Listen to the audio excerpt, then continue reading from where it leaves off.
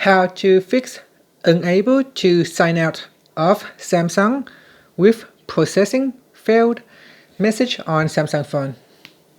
Okay, first swipe down at the top and go into settings. And the first thing that we can try is to clear cache and data from your Samsung account. So we scroll down and tap on apps. In here, tap on the search button and then we type in Samsung account. So in here, tap on Samsung account. Tap on Samsung account, and then we go down and tap on storage. From here, try to tap on clear cache and clear data. So clear cache and clear data.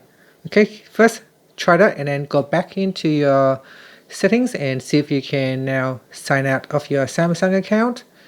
If tapping on the sign up button and you still have an error, we can try to perform step number 2. Okay, so if it still doesn't work, for step number 2 is go back into your Samsung account, and in Samsung account tap on the 3 dots at the top and then tap on uninstall updates, and then try to uninstall updates and see if that fixes the problem. If your phone still gets stuck, then try to change your credentials on another device.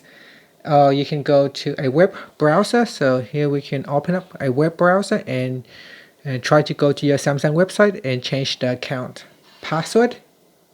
On the browser, once you have signed in, go to the security tab. Then we go down and tap on change password. So tap on change password to begin. And after that, hopefully that will fix the processing error message.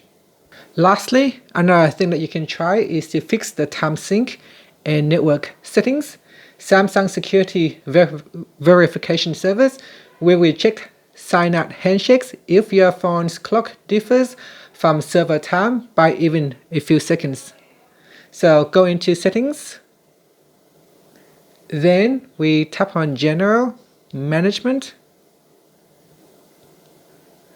After that, tap on date and time and turn on automatic date and time. So turn it on so that your phone have the latest and correct time on your device.